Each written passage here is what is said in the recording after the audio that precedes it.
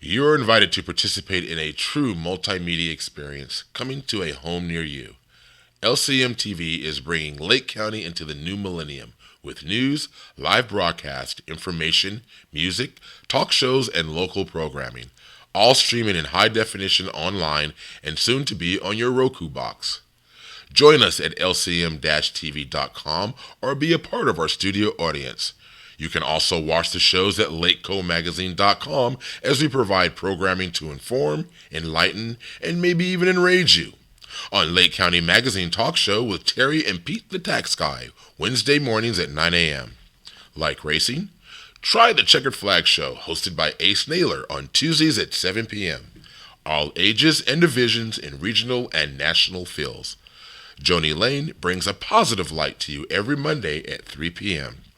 Pasha Space brings an international flair as they discuss ecological, health, and social issues in Haiti with people around the world.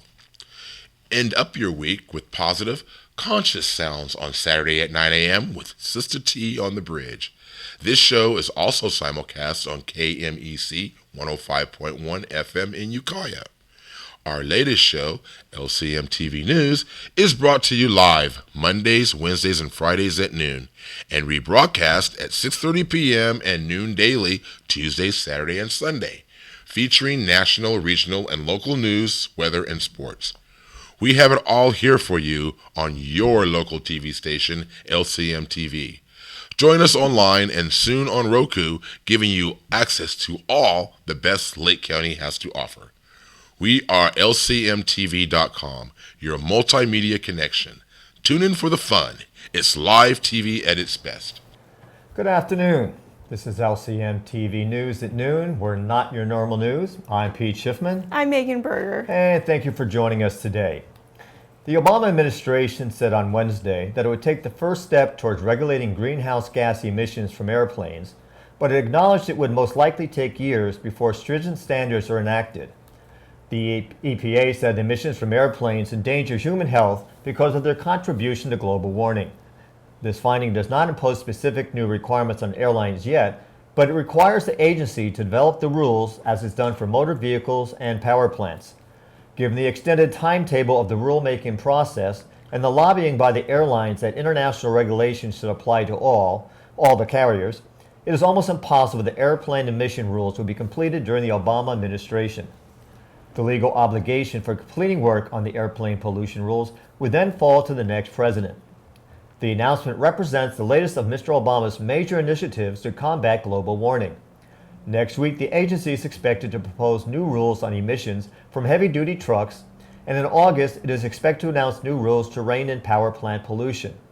The EPA said it would also wait for current international negotiations on limiting carbon emissions in the aviation industry before publishing its final rule. Those discussions, which are taking place within the International Civil Aviation Organization, a United Nations agency charged with aviation rules, began in 2009 and are expected to be completed in February 2016.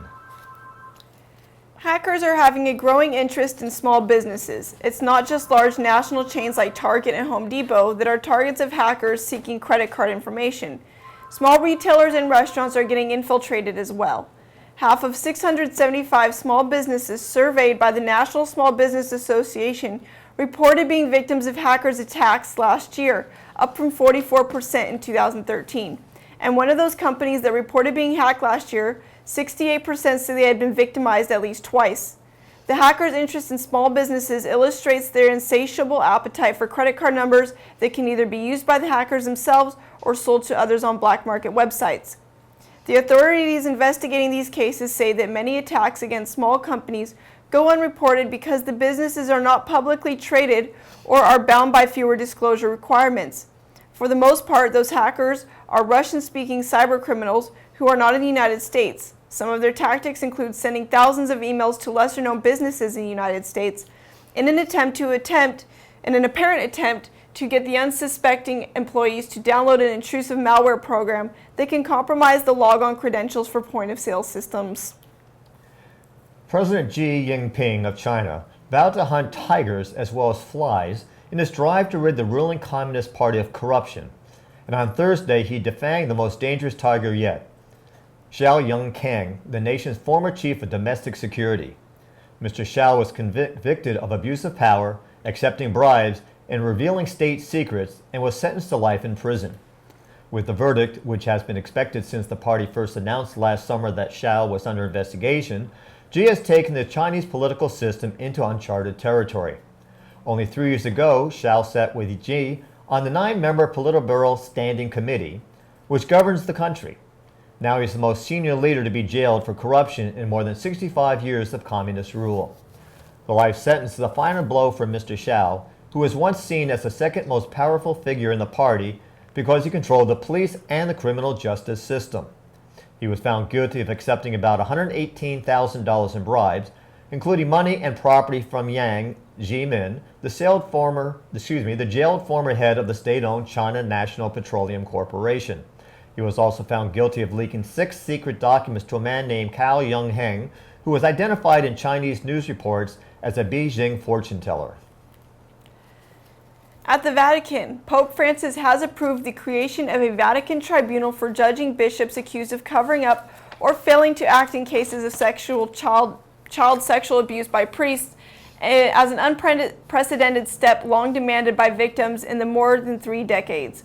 Bishops, regarded as princes of the church and sovereign in their diocese until now, could be disciplined only directly by the Pope. Until Pope Francis, no pope had publicly confronted or demoted even those bishops accused of gross negligence. Under Francis's predecessors, Pope Benedict XVI and before him John Paul II, the Vatican defrocked about 850 priests for sexual abuse and penalized about 2,500 more, but there was no similar judicial mechanism for bishops. Francis's move could affect bishops around the world as awareness of sexual abuse and calls for accountability spread, even to the church in Latin America, Asia, and Africa, where the topic is still largely taboo. The 5-point plan announced on Wednesday says the tribunal will be housed in the Congregation for the Doctrine of Faith, the Vatican office that polices adherence to church doctrine and already handles the cases of priests accused of abuse. Barbara Blaine, president of the Survivors Network of Those Abused by Priests, a support and advocacy group for victims, said in a statement that she suspected that the new panel won't make a difference because it relies on church officials to judge other church officials. She said that a more effective move would be for the church to support the reform of secular laws to strengthen the prosecution of those responsible for abuse. Lieutenant Colonel Jason Amarin, a decorated Green Beret who was among the first on the ground in Afghanistan after 9/11, is now under investigation by the U.S. Army and was threatened with court-martial for sharing information with lawmakers about what he calls a dysfunctional bureaucracy preventing the recovery of American hostages held by Islamist terrorists. Amarin told a Senate committee during a hearing on whistleblower protection Thursday that Warren Weinstein is dead. Colin Rutherford, Joshua Boyle, Caitlin Coleman, and the child she bore in captivity remain hostages in Pakistan. I used every resource available, but I failed them. One of those resources was my constitutional right to speak to members of Congress. But he testified that after I made protected disclosures to Congress, the Army suspended my clearance, removed me from my job, and sought to court-martial me. Amarin told lawmakers he is now being punished by the Army for speaking to members of Congress about his concerns over an incoherent U.S. hostage policy. He said he reached out first to Republican Duncan Hunter, a Republican from California, because of his position on the House Armed Services Committee and because he wanted to repair a broken hostage recovery system. Amarin received the Bronze Star for Valor for his actions in Afghanistan. Hunter showed his support for Amarin Thursday by sitting behind the decorated soldier during the hearing on Capitol Hill, as Amarin testified along with other whistleblowers who also had faced retaliation.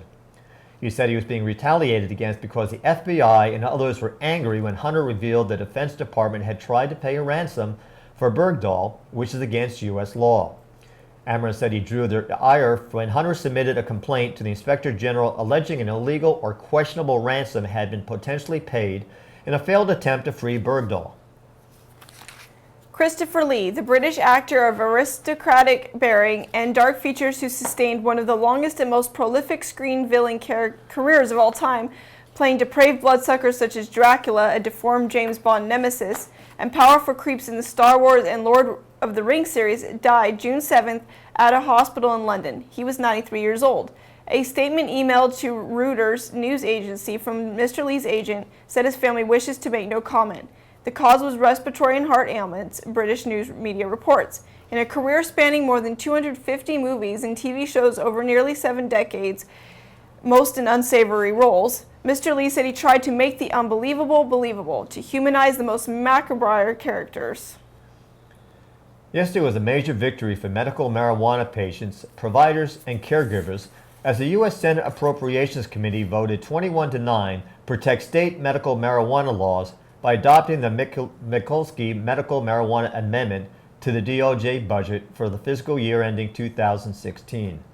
This amendment language mirrors that of the Rohrabacher-Farr Amendment, which passed just last week in the House 242 to 186, with 67 Republicans, 175 Democrats voting in favor.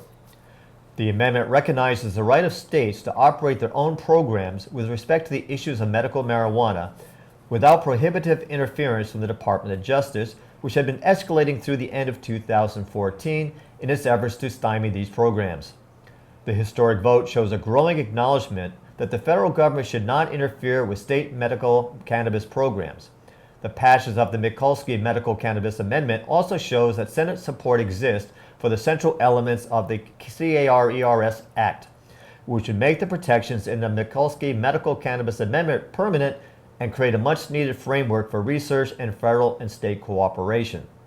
With 90% of Democrats and 50% of Republicans on the committee supporting this language, it is clear that the CARERS Act remains viable and has a real chance for passage in this session if it were to make its way to a vote. Currently, the bill is lingering without a hearing in the Senate Judiciary Committee, but now will become difficult for Committee Chair Grassley not move forward with the bill after today's vote. This amendment still needs to be signed by the President before it takes effect. The current protection of last year's version of the amendment will expire at the end of September 2015. If signed by President Obama, the amendment will extend the protections for 12 months through the end of September 2016. Protecting patients and doctors who participate in state-approved and regulated medical marijuana programs is a concept supported by the American College of Physicians, American Preventive Medical Association, the American Nurses Association, the Epilepsy Foundation, the MS Society, the American Public Health Association, and numerous state nurses associations. In other cannabis news, when Owen Smith, an employee of a medical marijuana retailer, was arrested in Victoria, British Columbia in 2009 for having more than 200 marijuana-laced cookies in his apartment, he probably wouldn't have thought that day would lead to the legalization throughout Canada of marijuana edibles, concentrates, topical lotions, and other forms of cannabis that go beyond its dried form. Today, the Supreme Court of Canada ruled that those forms of the plant were legal to sell and use in Canada medicinally.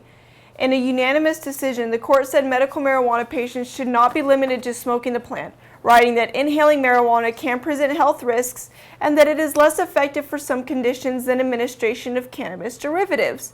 To limit the form of the medicine can, they said, unjustifiably violates the guarantee of life, liberty, and security of the person. Marijuana business owners are as happy as marijuana users about the decision. This is monumental, said David Posner, CEO of Nutritional High, a Canadian company that has been testing marijuana-infused candy and drinks for sale in the United States for later this year. Another market the size of California just opened up for our products. We will be back with the regional news.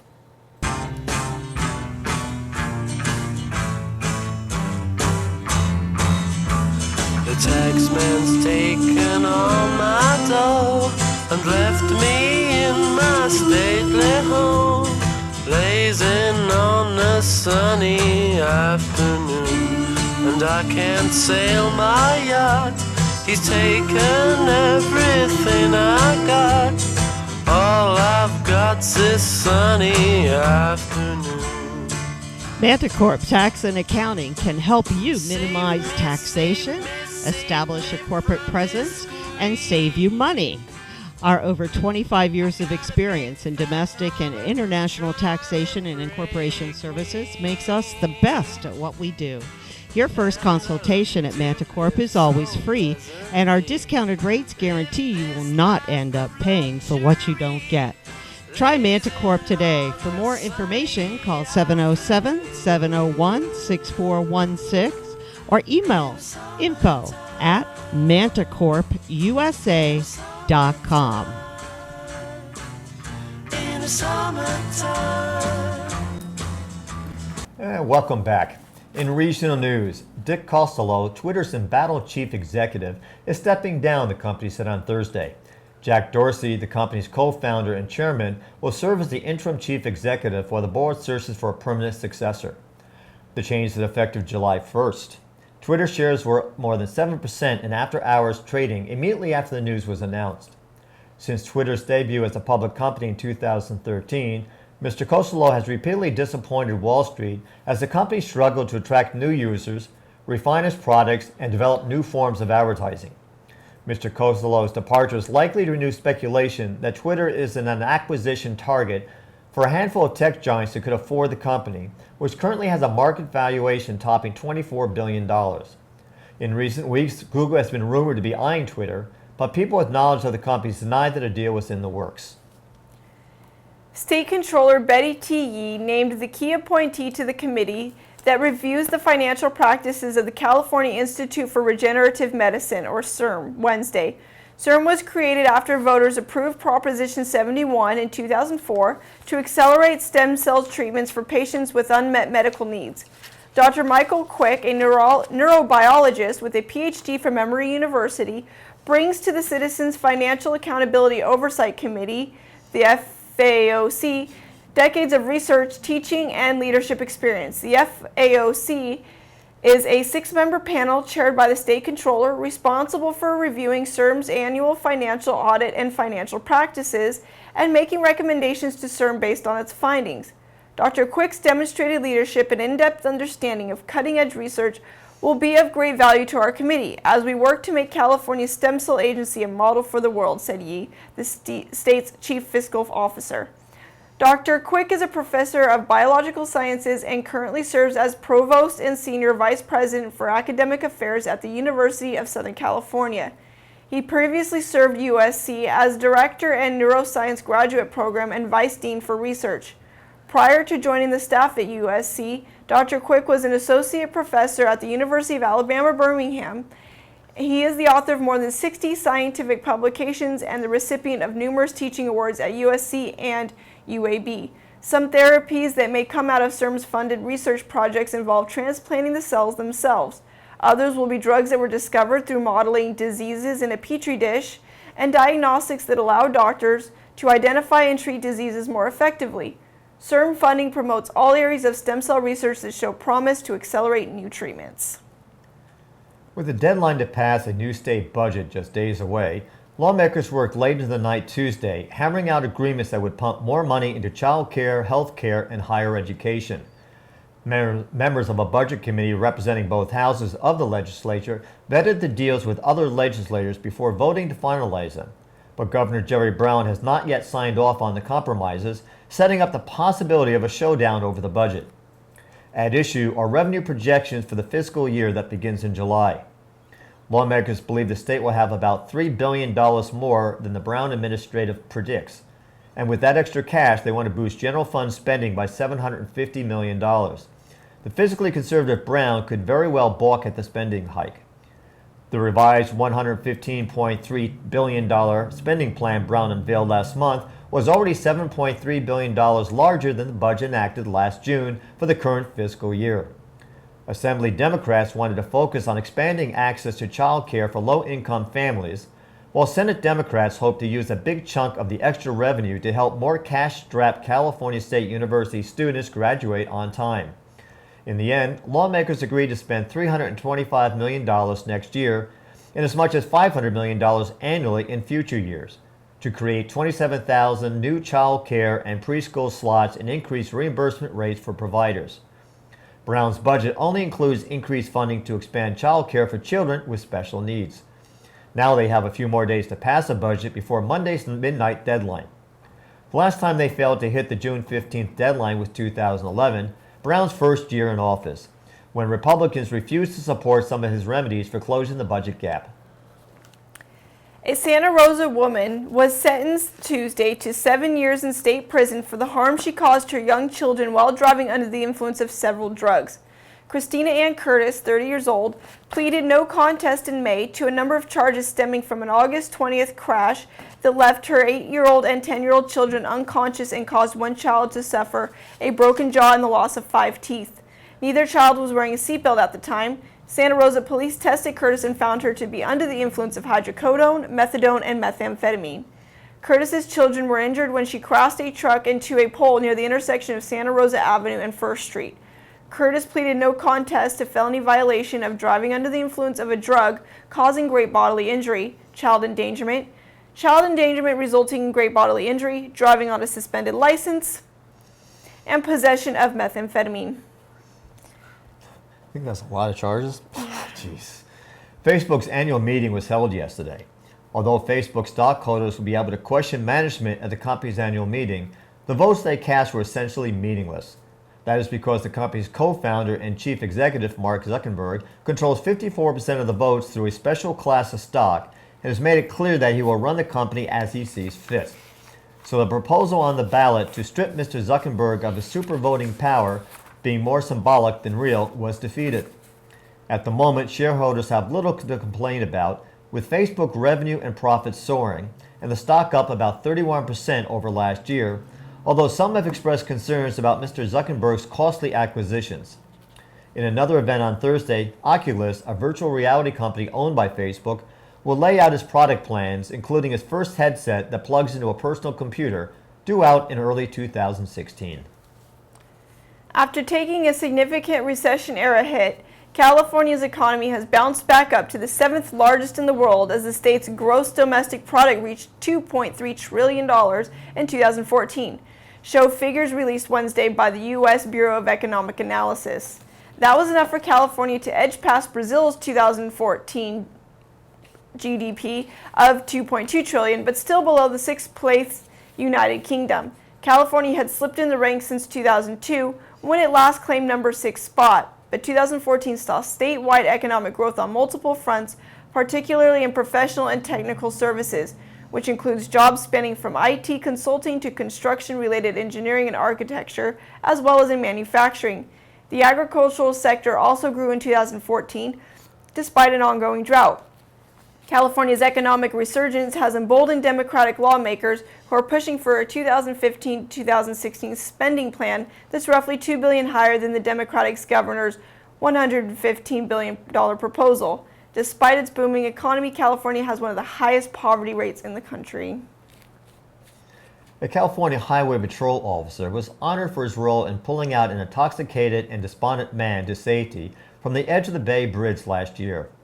Officer Ricardo Jimenez was awarded the Meritorious Achievement Award on Wednesday by Golden Gate Division Chief Paul Fontana for his actions September 24th. Jimenez was one of the first officers on the scene of a traffic accident on the Bay Bridge. Upon his arrival, he saw a man standing on the other side of the railing, hundreds of feet above the bay, perched on a 4-inch wide metal ledge on the north side of the bridge. Jimenez immediately began a dialogue and realized the man was high and possibly hallucinating. The man repeatedly opened and closed his eyes while throwing back his head, according to the CHP, signaling that he was going to fall from the bridge. Jimenez told another officer to grab the back of his belt while firefighters on the scene looped a rope around his torso. Soon after, the man began to slip and fall backward as he struggled to regain his grip on the rail. Jimenez lunged forward, grabbing the man in a bear hug, even as the man struggled, flailed his arms, and dropped his body weight off the railing. At one point, the man threw punches at Jimenez, hitting him in the head and face. After about 30 seconds grappling with the man, Jimenez and other officers were able to pull the man over the railing. However, the man landed directly on top of Jimenez and continued to fight with officers until he was subdued. Jimenez, who's married to Cecilia Vega, a former Chronicle reporter who anchors ABC News World Night Tonight on Saturdays, suffered minor abrasions and swelling to the face, but was otherwise unhurt. Captain Christopher Sherry, who commands the San Francisco area, said the danger was very real, yet Officer Jimenez selflessly jumped into action and in doing so placed himself in harm's way to save a life. He is a true hero. And in our local news, the Lake County Wine Awards wrapped up on Thursday morning with judges narrowing gold medal and best of class winners down to 4 sweepstakes awards: best red, white, pink, and dessert wines. Of 185 wines entered into the contest, 22 were selected for the sweepstakes. Best red went to Gregory Graham's 2011 Grenache. Judges named the 2014 Rose of Cabernet Sauvignon from High Valley and Shannon Ridge label as the top pink wine. Steele's Shooting Star label earned white wine honors for their 2013 Sauvignon Blanc. Almost every winery in the county makes a Sauvignon Blanc, observed Steele's Pamela Duncan. To receive this award is very exciting. In the dessert wine category, in the dessert wine category. We're not in Arizona, okay? In the dessert wine category, a 15-year-old port from Chasewater received both the sweepstakes title and less formal raves, as several judges continued to sip the wine after competition closed for a day during Wednesday's first round of scoring. The full list of best class, double gold, and gold winners will be released at a later date. 10 judges from California and around the country traveled to Lane Tree Estate and Winery for a 2-day event produced by Lake County Winery Association. Wines were entered into 23 categories based upon varietal and price point, and one constant being that 75% of the grapes in each wine had to be from a Lake County vineyard, or a Lake County AVA, which is the acronym for American Viticultural Area, defining a unique climate and terroir. At least one expert from the wine media, one wine educator, and one person from the trade, and one with sommelier, food, or tourism experience fill the judging slots. Although the tasting is blind, judges are allowed to discuss the qualities of each wine before issuing a final verdict. Throughout the competition, they commented on the general quality of the wines, and Gregory Graham's Grenache was mentioned several times, noting that it erased the dated idea that Petit Syrah and Cabernet Sauvignon dominated the region. 2 grapes stood out. Sauvignon Blanc is still the top white, but the reds have become more varied, commented one of the judges. Birch of Chasewater shares Graham's belief that the Lake County Wine Awards competition pushes the winemakers to perform. It gives Lake County wineries a chance to compete against their own grapes, Birch noted. There are a number of vineyards that share their grapes with 2 or 3 wineries. That's fun to see their different interpretations. More importantly, Birch said, the success of local labels means that more grapes remain in the county, ending up behind labels marked Lake County rather than Napa or Sonoma. The public will have an opportunity to test their palates against the judges when the Lake County Winery Association puts on its People's Choice Awards on July 25th, hosted by Moore Family Winery. A father and son were arrested Wednesday night after an 18-year-old Spencer Stapleton fled a DUI accident scene and his father attempted to harbor him.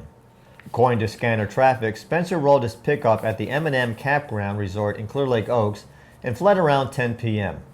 Deputies were unable to locate him until 10:30 p.m. when multiple callers reported a truck that had been in a visible vehicle accident was located at Meadowbrook Drive in the Spring Valley subdivision and a subject who needed medical assistance. Sheriffs arrived with medical units staging and located a damaged roll bar in the garage of the home and arrested Stapleton as his father, 58-year-old Philip Stapleton, both residents of Spring Valley. Spencer was arrested for DUI causing bodily injury and resisting arrest. Philip was arrested for accessory, contributing to the delinquency of a minor, and resisting arrest as well. It is unknown what medical aid, if any, was administered at the time. The City Council unanimously approved a revised version of Clear Lake's medical marijuana ordinance at their meeting last night. The second reading of the proposed amendment is the only item scheduled on the Council's agenda, suggesting that the group anticipates longer, more crowded meeting than usual.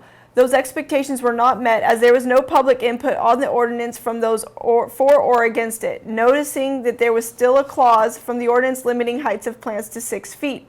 Councilman Bruno Sabatier spoke with the city attorney before the meeting.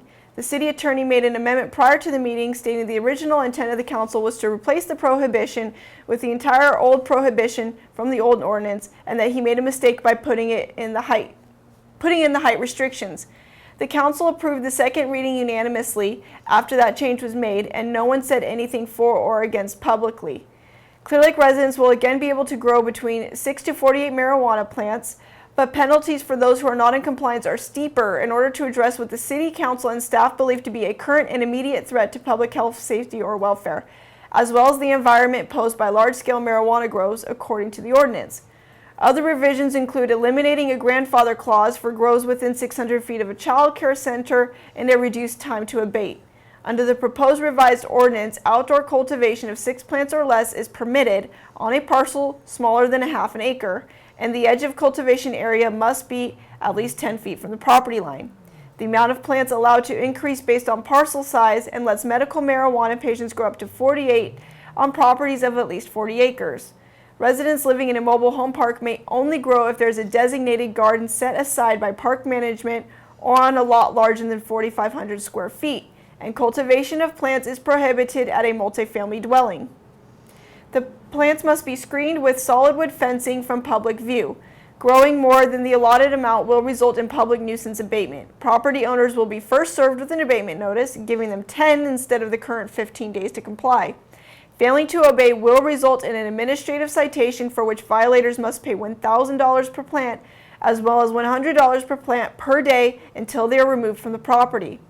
The changes come after the City Council banned all marijuana grows earlier this year, which brought upon a threatened lawsuit and a successful signature gathering campaign, both calling it too restrictive, that eventually led the City Council to rescind the ordinance in May, less than 2 months after it took effect.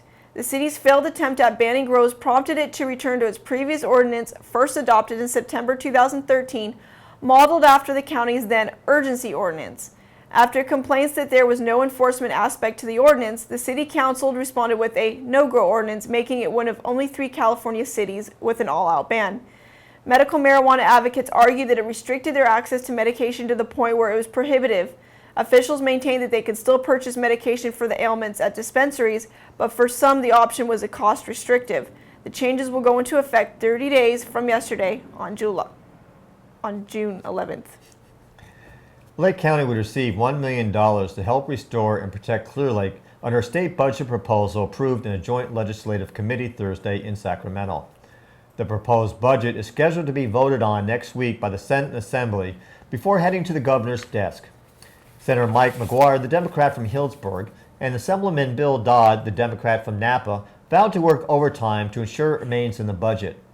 The two earlier this year saw $2.4 million for Clear Lake, but that proposal, Assembly Bill 367, stalled and is not expected to progress.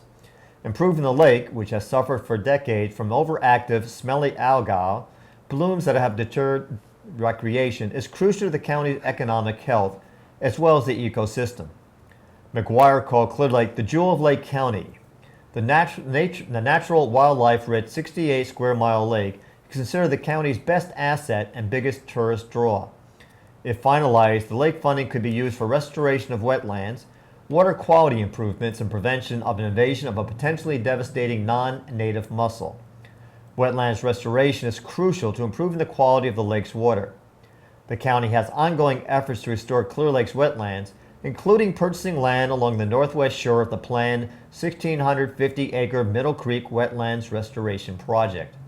The county needs much more than $1 million to accomplish its goals.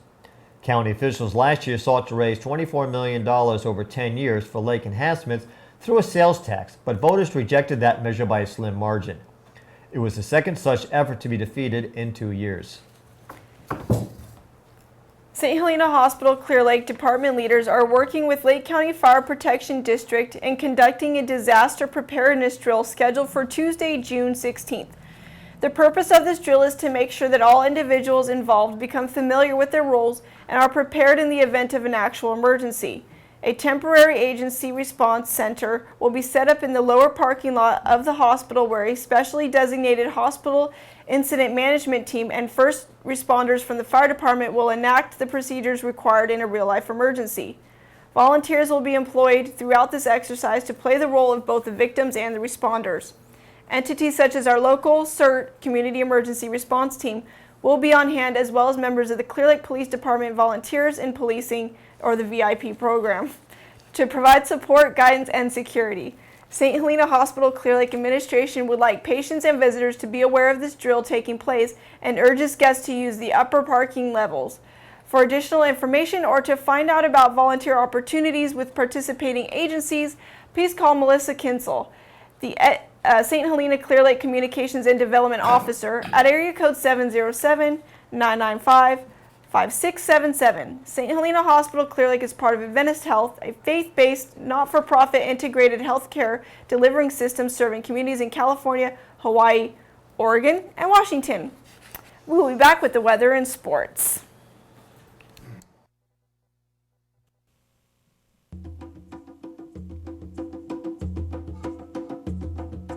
SSS Multimedia is sending you smoke signals, providing their clients with the ultimate communication and multimedia marketing, distribution, production, and web-based services.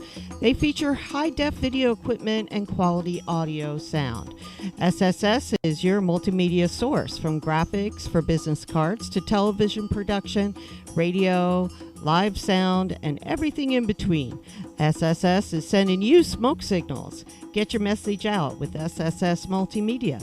For more information, call 707-701-6416 or email info@sssmultimedia.com.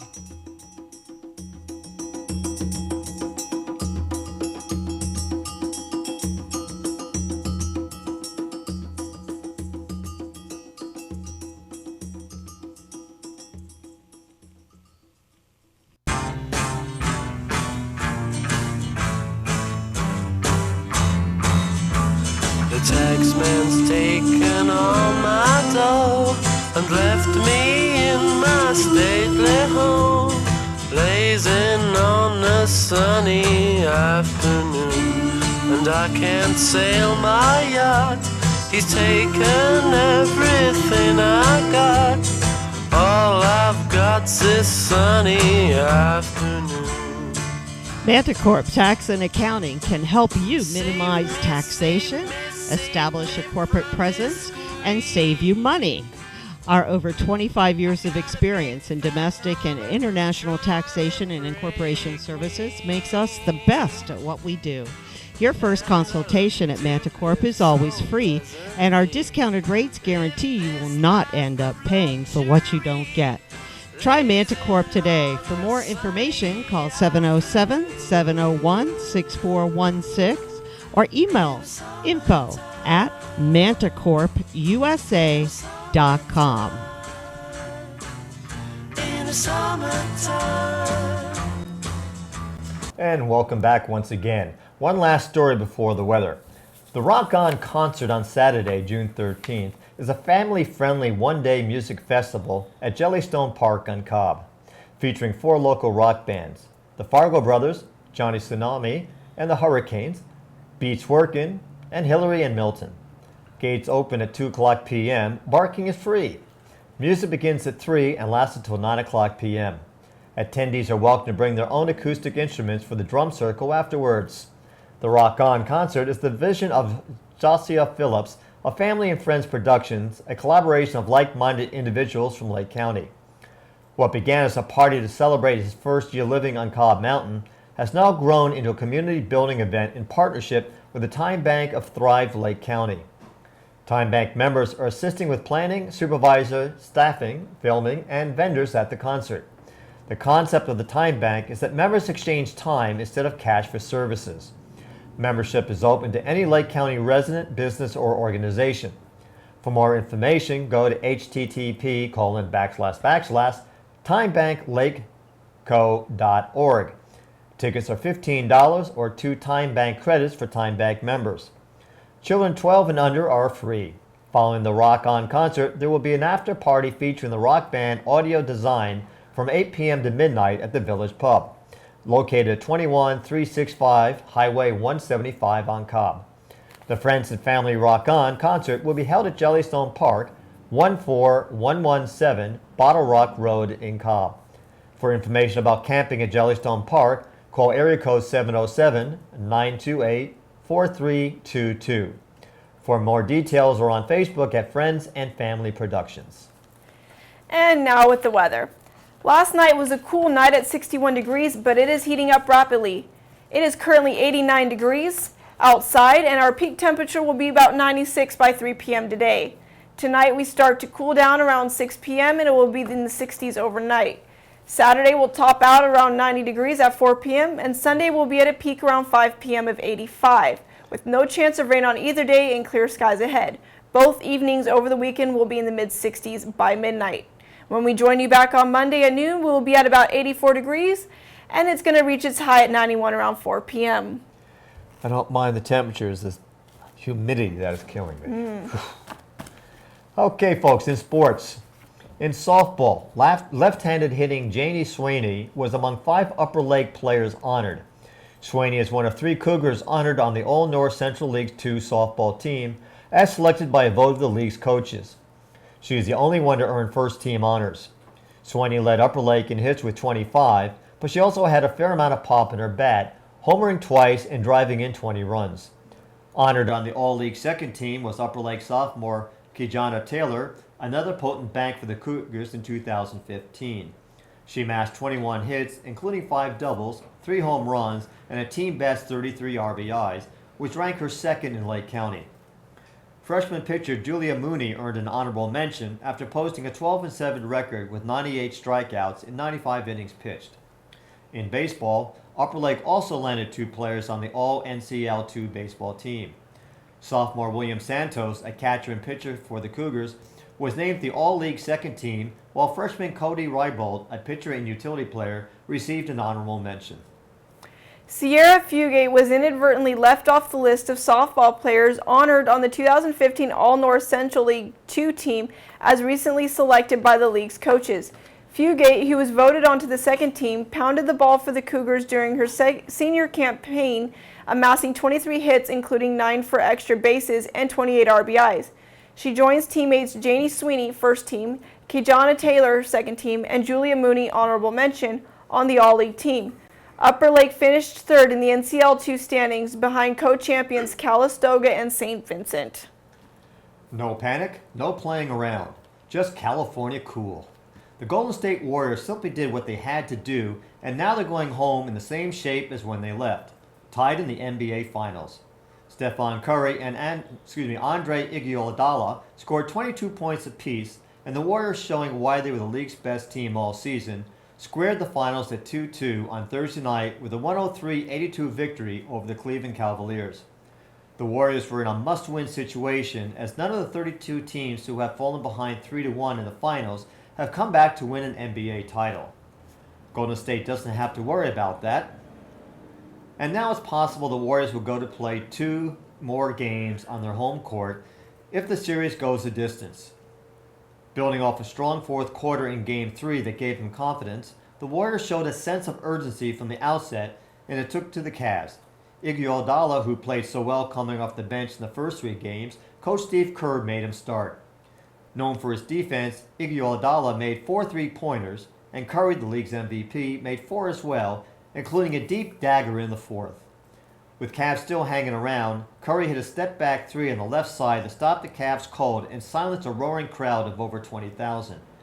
Draymond Green added 17 points, and Harrison Barnes had 14 for Golden State, which didn't lose 3 straight games all season, racking up 67 wins.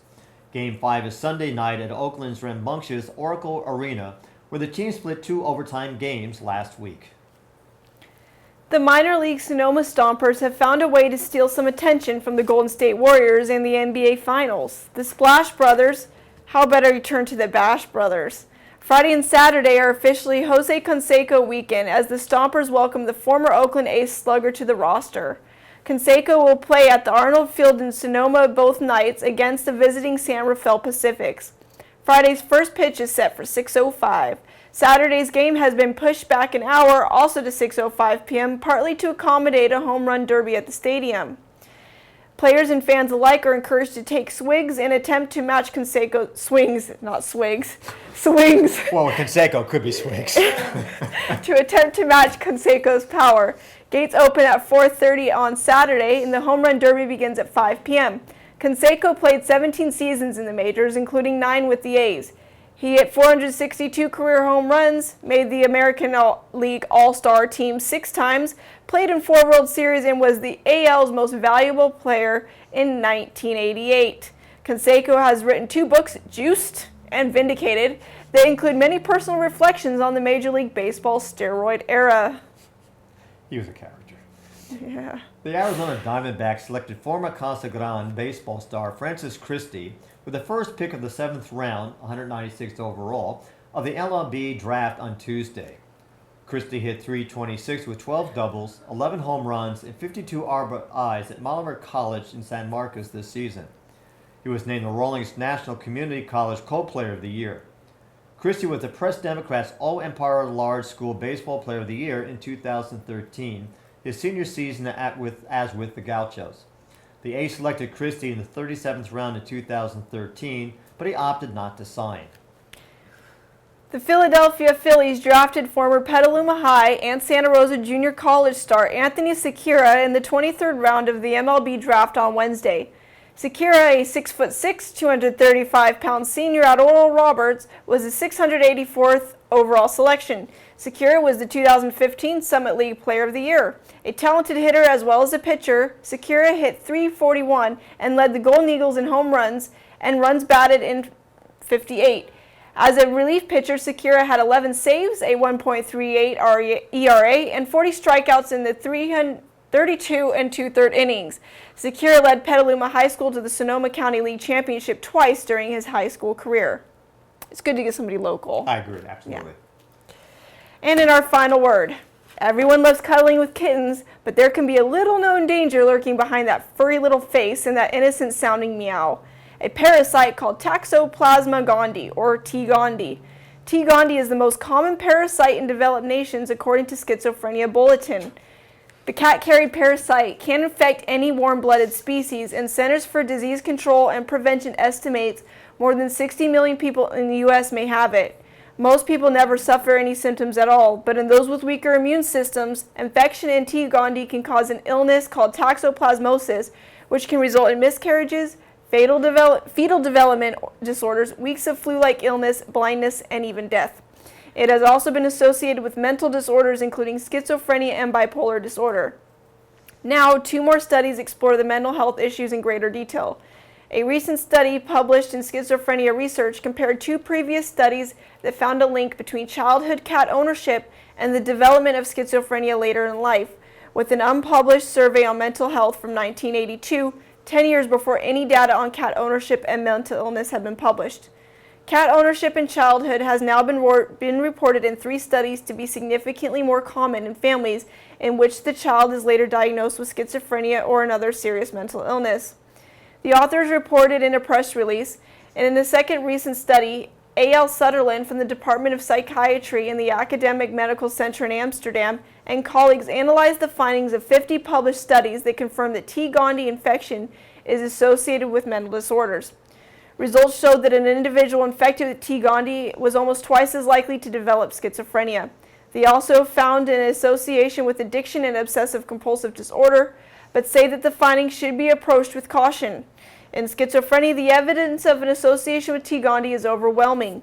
These findings may give further clues about how T. gondii infection can possibly alter the risk of specific psychiatric disorders. The Humane Society estimates there are 75 to 80 million pet cats and another 30 to 40 million stray or feral cats roaming in the U.S. Outdoor cats have an increased likelihood of infection with T. gondii. Cats excrete millions of infected eggs or oocysts in their feces, which can remain in the soil or water for years. Fortunately, there are precautions that cat lovers can take. You don't have to limit your feline contact to watching cat videos on YouTube. Children can be protected by keeping their cat exclusively indoors and always covering the sandbox when not in use. The CDC also recommends changing the cat's litter box daily, since T. gondii does not become infectious until 1 to 5 days after it sheds its feces. In addition, avoid feeding cats raw or undercooked meat. Because toxoplasmosis is especially hazardous to unborn babies, health officials recommend that pregnant women avoid cleaning litter boxes if possible, or wear disposable gloves and wash hands thoroughly with soap and water afterward. So they aren't joking when they call people the crazy cat lady. Now it explains what's wrong with me. Oh, wrong with many of us. Anyway, thank you for watching. Our next live news broadcast at noon will be on Monday. Our next live broadcast will be at 4 p.m. 4 p.m. this afternoon. It's Pasha. 3 o'clock. See, I have to be corrected by our director here. You can always find a replay of this show on LakeHomeMagazine.com under 2015 archives. Thank you very much for joining us. I'm Pete Schiffman. I'm Megan Berger. Have a great day. Have a good weekend.